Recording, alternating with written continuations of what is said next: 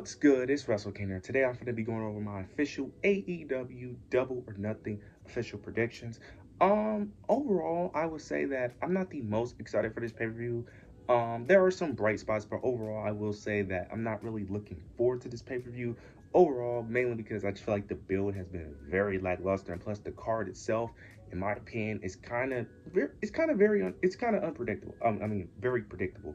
I think it's just very predictable, and it just feels, I wouldn't say rushed, but it just feels like a lot of these matches are just placed at the very last minute because they did do a very poor job announcing these matches. Because like for the longest time, we only had two matches announced, which was easily the finals of each division for the men's and women's Owen Hart tournament.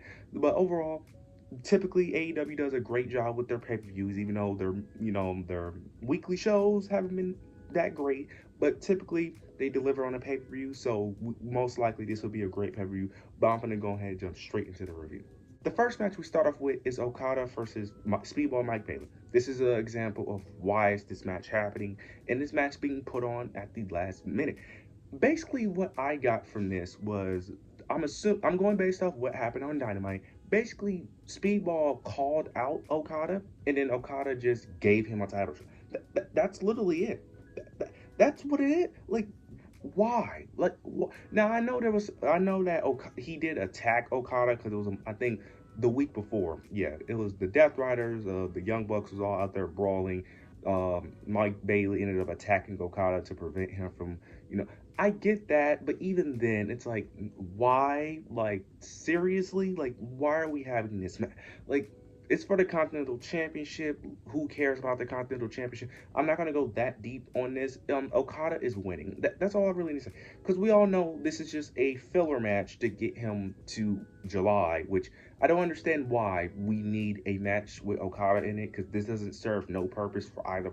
You could have just not had him on the card, to be honest. I really don't understand it. But, yeah, I don't understand why do you need to have this match, but they're having the match. Okada is winning. I'm not even going to discuss this match anymore because this match shouldn't even be on the card, but Okada is winning.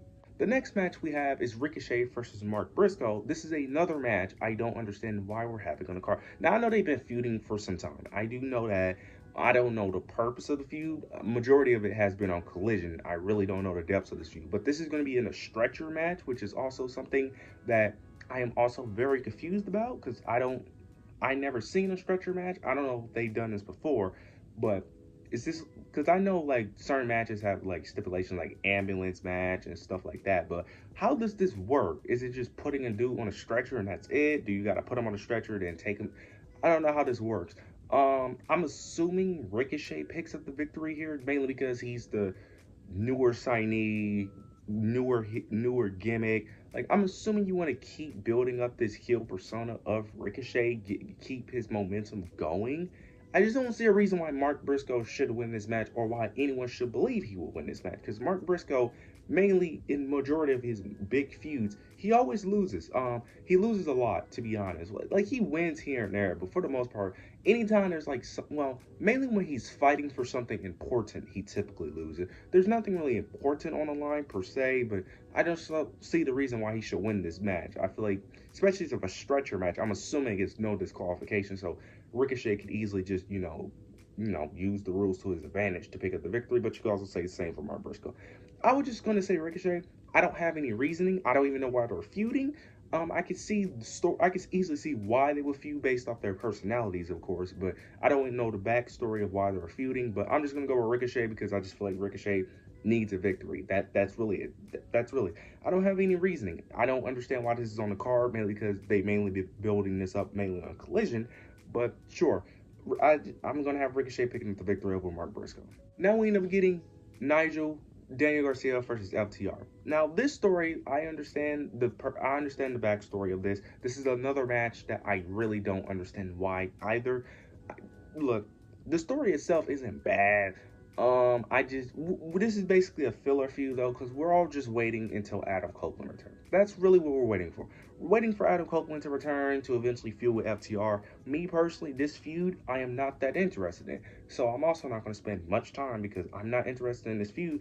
Mainly because Nigel McGuinness, like really, like I can't, I just can't get invested in Nigel McGuinness. I personally can't, mainly because he's a commentator majority of the time. Like I'm not the biggest guy of commentators randomly wrestling. Now I understand that he is a wrestler to a degree, but like I'm just not that invested into him. That's just me personally because he just doesn't play a major part in weekly television, so it's hard for me to get invested.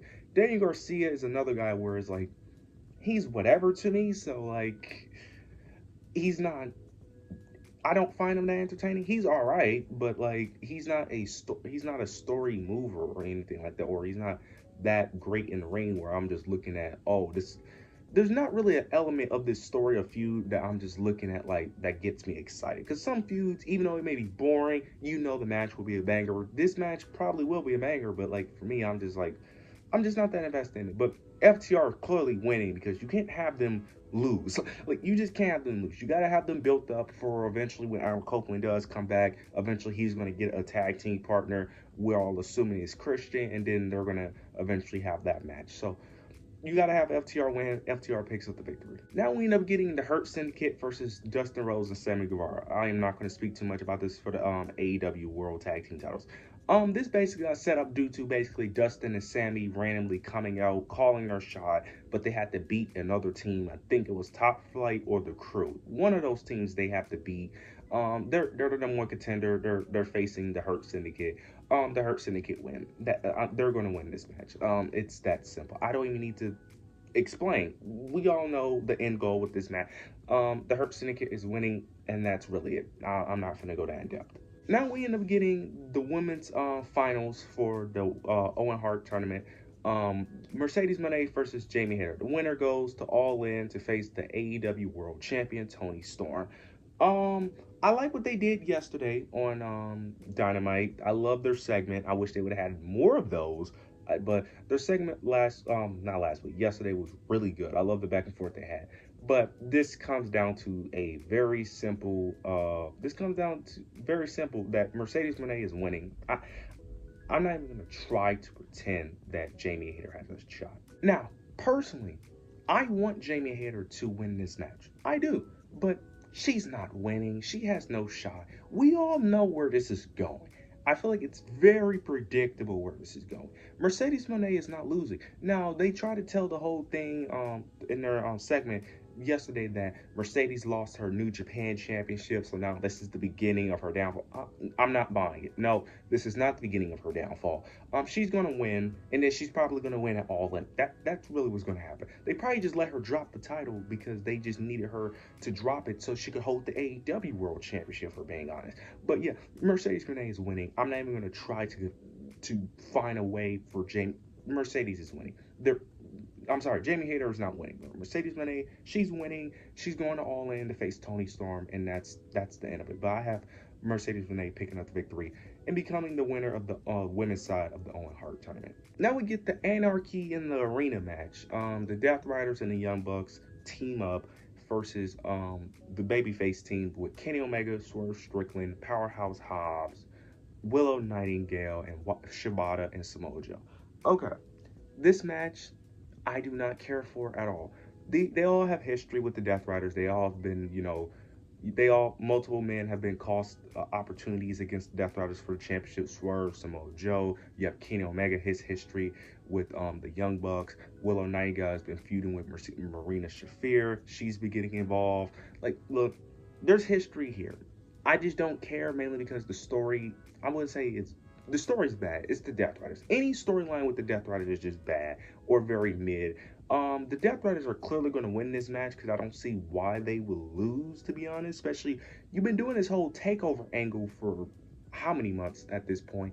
There's really no reason for the Death Riders to lose this match. Now, it's not a world title match, so you can have them afford to lose this match. But also, you did introduce a new person, which is Gabe Kidd.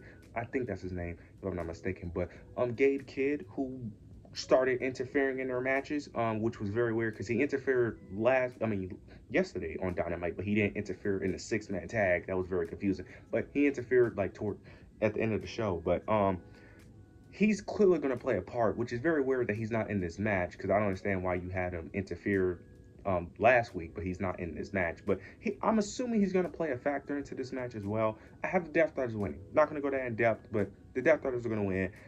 The main story is really just going to be Jon Moxley in July when he faces Will Ospreay, Hangman Page for the AEW World Championship. That's all. That's what we're all waiting for. And when that day comes, hopefully he drops it. Now we end up getting Toni Storm versus Mina Shirakawa. I don't know why I said Shafir. Mina Shirakawa for the AEW World Championship. Okay, Toni Storm is winning. Not going to go that in depth. Don't need to drag this on. Mina Shirakawa became the #1 contender after winning a fatal 4-way eliminator match. This is another match. Why is it on the card? This is just a filler feud for Toni Storm, which, another thing, why is she on this card? I get that she's your biggest star, but you really did not need her on this pay-per-view if you had nothing for her. We're being honest. Yeah, Toni Storm is winning. That's really it. The fact they had a 4-way eliminator match just for this to happen, because they don't have nothing else for the women to really do in order to build them up, in order to have a actual feud. Yeah, Toni Storm is winning. They may do like an injury angle because Mina Shirakawa was attacking her leg, so they may play that. But Toni Storm is winning, and she's gonna retain all the way until All In.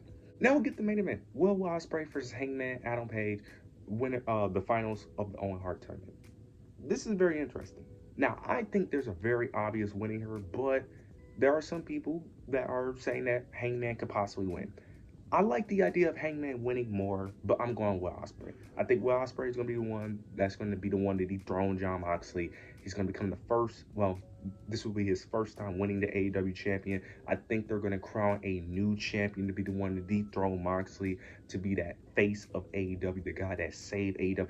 Will Ospreay just fits that role perfectly. He's kind of like their Cody Rhodes of AEW. Like he's kind of like their Cody Rhodes of AEW right now. So I see him winning it. I want Hangman to win, but I just think the story that they're telling is that Will Ospreay is going to win. I think Will Ospreay is going to win, and I think eventually Hangman is going to help Will Ospreay, because Will Ospreay is going to need allies. He's going to need allies. He's going to need people to help him on that way to defeat Jon Moxley, because you're not winning alone. So I think Hangman will play a part later down the road to beat Jon Moxley. But I have Will Ospreay winning the Owen Hart tournament for the men's side, and I think he's going to be the one to go to All In.